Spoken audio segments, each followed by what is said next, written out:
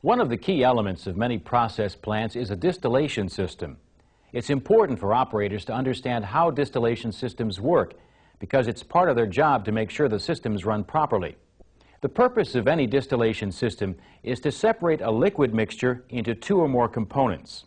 The separation takes place in a distillation column or tower. The liquid mixture is called feed or charge, and the components into which it's separated are called cuts or fractions. Let's take a look at a simplified representation of a distillation system. In this example, the feed is stored in a tank.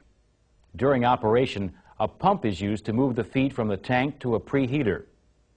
In the preheater, the mixture is heated under pressure to just below its boiling point. The pressure in the tower is lower than the pressure in the preheater. So when the feed enters the tower, it starts to boil. The vapors from the boiling liquid, which primarily contain the lighter components in the feed, rise in the tower. The remaining liquid, which consists primarily of the heavier components in the feed, moves down the tower and collects at the bottom. Some of this liquid is drawn off as the bottom's product, and some of it's routed to a device called a reboiler, which is connected to the bottom of the tower. The reboiler is usually a heat exchanger that's designed to vaporize the lighter components that remain in the liquid from the bottom of the tower. Vapors from the reboiler, or in some cases a mixture of vapors and liquid, re-enter the tower. The vapors then rise up in the tower. These vapors and the heat they contain are often referred to as boil-up. The hot boil-up provides heat that's needed for the distillation process to take place in the tower. The vapors that rise up in the tower are routed to a condenser. The purpose of the condenser is to cool and condense the vapors into liquid. From the condenser, the liquid flows into a receiver or accumulator. The receiver provides a reservoir for the liquid. Part of the liquid from the receiver is pumped back into the top of the tower, and part of it is drawn off as the tower's overhead product. Well, we've just looked at one simple example of a distillation system. Not all distillation systems are the same, but most of them have the basic equipment that we've just seen. At the heart of a distillation system is the distillation tower. Basically, a distillation tower is a series of distillation processes, or stills, stacked on top of each other. The process of distillation is sometimes referred to as fractional distillation or fractionation, and distillation towers are sometimes called fractionators. Fractionation is distillation that occurs at different levels in a tower.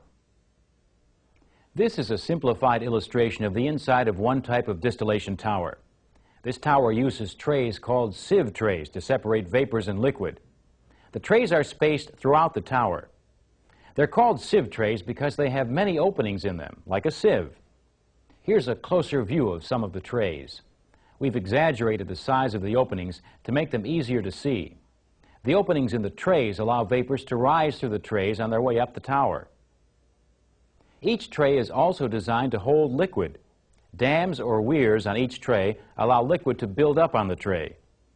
Liquid that overflows the weirs flows into downcomers. The downcomers channel the liquid from tray to tray down the tower. When the upward moving vapors and the downward flowing liquid come in contact on each tray, the vapors transfer some of their heat to the liquid. Two things happen. The heavier components of the vapors become cooler and condense into liquid, and the lighter components of the liquid boil.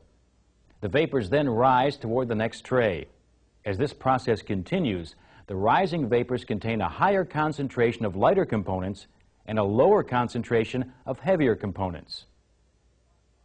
So this is how the distillation process is repeated on each tray as the vapors rise through the tower. Now, not every distillation tower is designed in the exact same way. However, every tower can be divided into three basic sections. The middle section is where the feed enters the tower and part of the feed vaporizes. This vaporization is commonly known as flashing. So this section of the tower is often called the flash zone. The section above the flash zone is called the rectification section. In this part of the tower, the concentration of lighter components increases.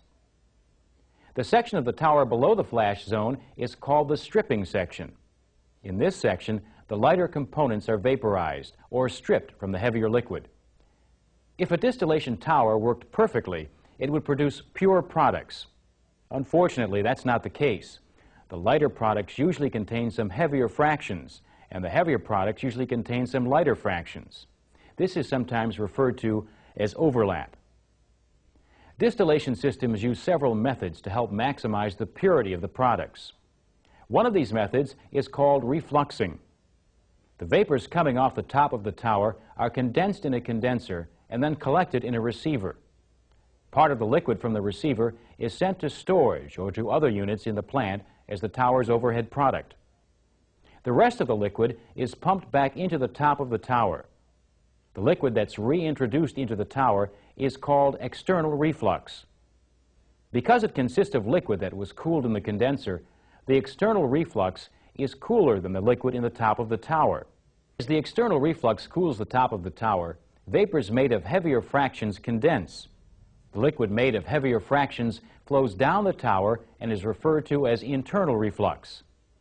Meanwhile, the top of the tower is still hot enough to keep the lighter fractions in vapor form. The vapors are drawn off the top of the tower and into the condenser. Refluxing increases the purity of the overhead product because condensing the vapors made of heavier fractions keeps them out of the stream of vapors that leaves the top of the tower.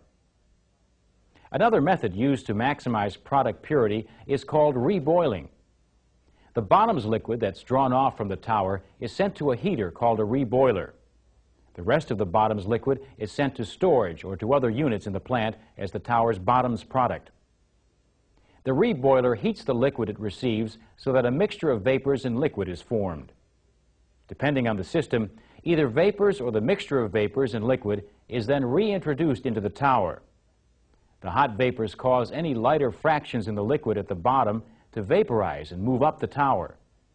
This reduces the amount of lighter fractions in the bottom's product. The reboiler provides the major portion of the heat that's required to make the distillation process work. In the type of system we've been discussing, the heat supplied by preheating the feed is not sufficient for proper distillation. The reboiler is needed to provide enough additional heat to vaporize the lighter fractions in the tower so that the products meet specifications. Although all distillation towers serve the same basic function, they don't all have the same internal components. One type of tower uses trays called sieve trays to separate vapors and liquid. That type of tower is covered in the tower operation part of this program. In this part, we'll look inside two other types of distillation towers and see how their internal components differ. Let's start with a tower that uses trays with bubble caps. The holes in each tray are covered with caps called bubble caps. The slots in these bubble caps disperse the rising vapors through the liquid on the tray. Each bubble cap has many slots, and each tray has many bubble caps to spread out the vapors. This ensures maximum contact between vapors and liquid so that maximum heat transfer can take place. Another type of tower, called a packed tower, contains layers of devices called packing instead of trays with bubble caps. There are many different types of packing. Some towers have sections that are filled with cylindrical rings like the one illustrated here. It's known as a Raschig ring. Another type of packing is known as a burl saddle. The packing breaks up the liquid so that it flows over a large amount of surface area. This exposes more of the liquid to the vapors and increases heat transfer from the vapors to the liquid.